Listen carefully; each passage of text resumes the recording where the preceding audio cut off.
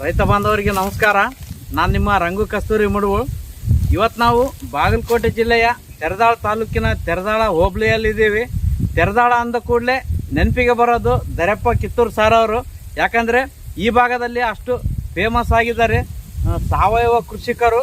ಮತ್ತು ಇವರ ತೋಟದಲ್ಲಿ ಬಂದರೆ ಒಂದು ಕೃಷಿ ವಿಜ್ಞಾನ ಕೇಂದ್ರಕ್ಕೆ ಹೋದರೆ ಏನೇನು ನೋಡಬೇಕು ಎಲ್ಲನೂ ಇವ್ರ ತೋಟದಲ್ಲಿ ನೋಡ್ಬೋದು. ಆ ರೀತಿ ಒಂದು ಉತ್ತಮವಾದಂಥ ಸಾವಯವ ತೋಟನ ನಿರ್ಮಾಣ ಮಾಡಿದ್ದಾರೆ.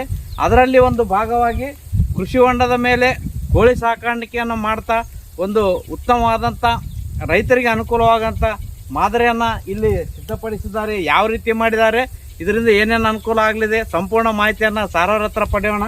ನಮಸ್ಕಾರ ಸರ್. ನಮಸ್ಕಾರ.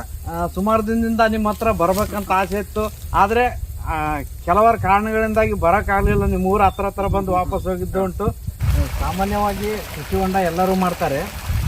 ಅದರಿಂದನೂ ಕೂಡ ಉತ್ಪನ್ನ ಪಡೆಯೋಕ್ಕೆ ಹಲವಾರು ಐಡಿಯಾಗಳನ್ನು ಮಾಡಿರ್ತಾರೆ. ಅದರಲ್ಲಿ ನೀವು ವಿಭಿನ್ನವಾದ ಐಡಿಯಾನ ಮಾಡಿದ್ದೀರಿ. ಹೌದು ಸರ್.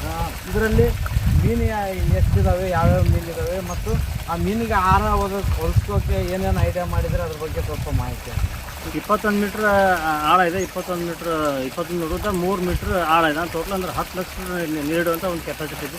ಇದು ನಾವು 2016 ಒಳಗೆ ಕೃಷಿ ಭಾಗ್ಯ ಯೋಜನೆ ಒಳಗೆ ಇದನ್ನು ಸಹಾಯಧನದಾಗ ನಾವು ಕೃಷಿ ಹೊಂಡ ನಿರ್ಮಾಣ ಮಾಡ್ಕೊಂಡು, ಅವಾಗೆಲ್ಲ ಇದಕ್ಕೆ ನಮ್ದು ಸ್ವಲ್ಪ ನೀರು ನಮ್ದು ಸಾಲ್ಟ್ ಅಂದ್ರೆ TDS ಜಾಸ್ತಿ ಬರೋದ್ರಿಂದ ನಾವು ಯಾವುದೇ ಬೆಳೆ ಕೊಡಬೇಕಾದ್ರೆ ಸ್ವಲ್ಪ ಬೆಳೆ ನಮ್ಮ ಅಷ್ಟು ಫಾಸ್ಟಾಗಿ ಹೇಳಂಗಿಲ್ಲ.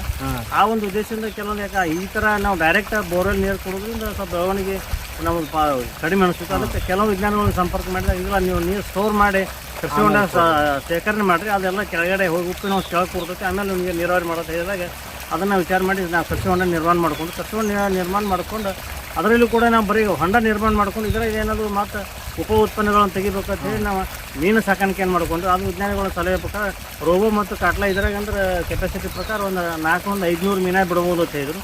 ಆ 400-500 ರೋಗೋ ಮತ್ತು ಕಾಟ್ಲಾ 2 ವೆರೈಟಿ ನಾವು ಮೀನು ಸಾಕಾಣಿಕೆ ಮಾಡ್ಕೊಂಡು ಅದ್ರದ್ದು ಆದಾಯ ಬರ್ತಾ ಇದೆ. ಅದ್ರದ್ದು ಆದಾಯ ಬರ್ತದೆ. ಅಂದ್ರೆ ಅದಕ್ಕೆ ನಾವು ಅದಕ್ಕೆ ಫೀಡಿಂಗ್ ಹೊರಗಡೆ ಫೀಡಿಂಗ್ ತಂದ್ರೆ ಕಾಸ್ಟ್ ಭಾಳ ಆಗತ್ತೈತಿ. ಮತ್ತು ಅದನ್ನು ಲೋ ಕಾಸ್ಟ್ನಾಗ ಮಾಡ್ಬೇಕಂತೇಳಿ ನಮ್ಮ ಮನೇಲಿ ಉಳಿದಂಥ ನೂತ ನಾವು ಅಡುಗೆ ಮಾಡೋದು ಮುಚ್ಚೋದು ಇಂಥವೆಲ್ಲ ವೇಸ್ಟ್ ಕೊಡ್ತಿದ್ವಿ. ಅಲ್ಲಂದ್ರೆ ನಮ್ಮಲ್ಲಿ ಇರುವಂಥ ಆಕಳ ಸಗಣಿಯನ್ನು ಅದನ್ನು ಲಿಕ್ವಿಡ್ ಮುಖಾಂತರ ಮಾಡಿ ನಾವು ಕೊಡ್ತಾ ಇದ್ವಿ. ಅದು ನಮ್ಗೆ ಕೆಲವೊಂದು ಟೈಮ್ದಾಗ ಟೈಮ್ ಟು ಟೈಮ್ ಹಾಕಿರಲಿಲ್ಲ. ಅದಕ್ಕೂ ಇನ್ನೂ ತಪ್ಪಿಸ್ಬೇಕು, ಇನ್ನೂ ಹೆಚ್ಚಿನ ಆದಾಯ ತೊಗೋಬೇಕು ಅಂತ ಹೇಳಿ ನಾವು ಒಂದು ಹೊಸ ಮನೆ ಕಟ್ತಾ ಇದ್ವಿ. ಆ ಮನೆ ಕಟ್ಟೋದ್ನಾಗ ಕೆಲವೊಂದು ವೇಸ್ಟ್ ಮಟೀರಿಯಲ್ ನಮ್ಮ ಕಡೆ ಉಳಿದಿತ್ತು. ಅದನ್ನು ಮೊರಕ ಹಾಕ್ಲಾರ್ದನ್ನ ಒಂದು ಅದಕ್ಕೆ 4 ಫೂಟ್ ಆಗಲ್ಲ 6 ಫೂಟ್ ಎತ್ತರ ಒಂದು 10 ಫೂಟ್ ಉದ್ದ ಒಂದು ಶೆಡ್ಡನ್ನು ನಿರ್ಮಾಣ ಮಾಡ್ಕೊಂಡು ಸಾಮಾನುಗಳಿಂದ ವೇಸ್ಟ್ ಮಟೀರಿಯಲ್ ಅಲ್ಲಿ ನಾವು ಅದು ಯಾವ್ದು ನಮಗದು ಬೇಡಾಗಿತ್ತು ಅದನ್ನು ಮೊರಕ ಹಾಕಬೇಕಾಗಿತ್ತು. ಹಾಕ್ಲಾರ್ದನ್ನ ಇಲ್ಲಿ ಅದಕ್ಕೆ ಉಪಯೋಗ ಮಾಡ್ಕೊಂಡು ಅದಕ್ಕೆ ಒಂದು 50 ಕೋಳಿ ಅಲ್ಲಿ ಸಾಕಾಣಿಕೆ ಮಾಡುವಂಥ ವ್ಯವಸ್ಥೆನ ಮಾಡ್ಕೊಂಡು 50 ಕೋಳಿಯಾಗ ಸ್ವಲ್ಪ ಯಾಕೋ ಭಾಳ ಎಣಿಸಿದ್ರು ನೋಡೋಣ ಅದು ಫಸ್ಟ್ ಟೈಮ್ ಅಂತ ಹೇಳಿ ನಾವು ಒಂದು 30 ಕೋಳಿನ ಸಾಕಾಣಿಕೆ ಮಾಡ್ಕೊಂಡು ಸುಮಾರು ಒಂದು 16-17 ವಾರದ ನಾವು ಕೋಳಿ ತೊಗೊಂಬಂದು 170 ರೂಪಾಯಿದಾಗ ಒಂದು 5-7 ರೂಪಾಯಿ ಇನ್ವೆಸ್ಟ್ಮೆಂಟ್ ಮಾಡಿದ್ವಿ. ಅಲ್ಲಿವರೆಗೆ ಅಂದ್ರೆ ಅಲ್ಲಿ ನಮಗೇನಾಗೈತೆ ಅಂದ್ರೆ ಒಂದು ಸಮಸ್ಯೆ ಅಂದ್ರೆ ಅದಕ್ಕೆ ಅದಕ್ಕೂ ಕೂಡ ಫೀಡಿನ ಸಮಸ್ಯೆ ಬರಾಕೈತೆ. ಅದಕ್ಕೆ ಡೇ ಒಳಗೆ ನಾವು ಹೊರಗಡೆ ಬಿಡ್ತೀವಿ. ದನಗಳ ಕಾಲಾಗ ಉಣ್ಣಿ ಇಂಥ ವೇಸ್ಟಿಂದ ಮಾತ್ರ ರಾತ್ರಿ ಅವು ತಮ್ಮ ಗೂಡಿಗೊಂಡು ಸೇರ್ಕೊತಿದ್ವಿ. ಯಾಕಂದ್ರೆ ಅದಕ್ಕಂತ ಹೊರಗೆ ಬಿಟ್ಟಾಗ ಫೀಡ್ ಕೊಡೋದು ಬೇಕಾಗಿಲ್ಲ ಸರ್. ತೋಟನೇ ಐತಿ, ಎಲ್ಲ ಕಾಳು ಕಡಿ ಕ್ರಿಮಿ ಕೀಟ ಎಲ್ಲನೂ ಸಿಗ್ತಾವೆ. ಇಲ್ಲಾಂದ್ರೆ ಅದಕ್ಕೆ ನಮ್ಗೆ ಕೋಳಿ ಸಾಕಾಣಿಕೆ ಮಾಡಿ ದನಗಳ ಕಾಲಾಗ ಬಿಡೋದ್ರಿಂದ ಅಲ್ಲಿ ಬರುವಂಥ ಕ್ರಿಮಿ ಕೀಟಗಳನ್ನ ಅದು ಆಟೋಮೆಟಿಕ್ಕಾಗಿ ಯಾವ ಮೇಯ್ತಿದ್ದು ನಮಗೆ ಅಲ್ಲಿ ಔಷಧಿ ಹೊಡೆಯೋದು ಅಥವಾ ಏನೋ ಅಲ್ಲಿ ಖರ್ಚು ಕಡಿಮೆ ಆಗಿ ಅದು ಆಟೋಮೆಟಿಕ್ ನಿಯಂತ್ರಣ ಮಾಡುವಂಥ ವ್ಯವಸ್ಥೆನ ಮಾಡಿಕೊಂಡು ಅದು ಆಮೇಲೆ 24ನೇ ವಾರ ನಂತರ ಪ್ರತಿ ದಿವಸಕ್ಕೂ ಒಂದೊಂದು 30 ಕೋಳಿ ಅಂದ್ರೆ ಒಂದು ಡೈಲಿ 25-30 ಕೋಳಿ ನಮಗೆ ತತ್ತಿ ಸಿಕ್ಕಾಕತ್ತು. ಒಂದು ಕನಿಷ್ಠ ಅಂದ್ರೆ ಒಂದು 6-8 ರೂಪಾಯಿ ತನಕ ನಾವು ತತ್ತಿ ಮಾರಾಟ ಮಾಡಿ ಒಂದು 5 ರೂಪಾಯಿ ಮಾರಿದ್ರು ಕೂಡ ಒಂದು 100-150 ರೂಪಾಯಿ ನೆಟ್ ನಮ್ಮ ಇನ್ಕಮ್ ಮತ್ತು ಜೀರೋ ಇನ್ವೆಸ್ಟ್ಮೆಂಟ್. ಯಾಕಂದ್ರೆ ನಾವು ಟೋಟಲ್ ಹೌದಾ ಹೊರಗಡೆ ಮೇಯ್ದ್ರಿಂದ ಅದಕ್ಕೇನು ಫೀಡಿಂಗ್ ಕೊಡ್ತಾ ಇರಲಿಲ್ಲ. ಅದು 100-150 ಒಂದು ವರ್ಷ ತಕ್ಕಂದ್ರೆ ಸುಮಾರು ಒಂದು 25-30 ರೂಪಾಯಿ ಕೋಳಿಯಿಂದ ನಾವು ಆದಾಯ ತೊಗೋತಿದ್ವಿ. ಅಲ್ಲದೆ ಮತ್ತು ಅದು ಕೋಳಿ ಬರುವಂಥ ಮಲ ಮೂತ್ರದಿಂದ ಮೀನು ಸಾಕಾಣಿಕೆ ಆಗ್ತಿತ್ತು. ಅದು ವರ್ಷಕ್ಕೊಂದ್ಸಲ ನಾವು ಒಂದು ವರ್ಷಕ್ಕೂ 1.5 ವರ್ಷಕ್ಕೊಂದ್ಸಲ 1-1.5 kg ಮೀನನ್ನು ವೇಟ್ ಬಂದಮೇಲೆ ಸುಮಾರು ಒಂದು 3-4 ಕ್ವಿಂಟಲ್ ಮೀನನ್ನು 80 ರೂಪಾಯಿ 100 ರೂಪಾಯಿ kg ನಾವು ಮಾರಾಟ ಮಾಡಿ ಅದರದ್ದು ಒಂದು 15-20 ಸಾವಿರ ರೂಪಾಯಿ, ಇದ್ರೊಂದು 25-30 ಟೋಟಲ್ ಒಂದು 50 ಸಾವಿರ ರೂಪಾಯಿ ನೆಟ್ ಇನ್ಕಮ್ ನಾವು ಇದ್ರಾಗ ತೊಗೊಂಡು ನಾವು ನೀರಾವರಿಗೂ ಅನುಕೂಲ ಆಯ್ತು. ಮತ್ತು ಮೀನಿಂದು ಮತ್ತು ಕೋಳಿದು ಮಲ ಮೂತ್ರ ಲಿಕ್ವಿಡ್ ಫರ್ಟಿಲೈಸರ್ ಕನ್ವರ್ಟ್ ಆಗಿ ನಮ್ಮ ಬೆಳೆಗಳಿಗೂ ಅದೆಲ್ಲ ನಾವು ದ್ರವ ರೂಪದ ಗೊಬ್ಬರ ಕೊಡುವಂಥ ವ್ಯವಸ್ಥೆ ಮಾಡ್ಕೊಂಡು ನಾ ಇವಾಗ ನೀಟಿನೊಳಗೆ ಒಳ್ಳೆ ಆದಾಯ ತೊಗೊಂಡಿದ್ದೆ. ಮತ್ತು ಇದೇ ಥರ ಎಲ್ಲ ರೈತರು ಈ ಥರ ಒಂದು ಕಮರ್ಷಿಯಲ್ಗಾಗಿ ನಾವು ತಾವು ವಿಚಾರ ಮಾಡಿ ಇಂಥ ಒಂದು ಆದಾಯ ಬರುವಂಥ ವ್ಯವಸ್ಥೆ ಮಾಡ್ಕೊಂಡಿದ್ದಾರೆ.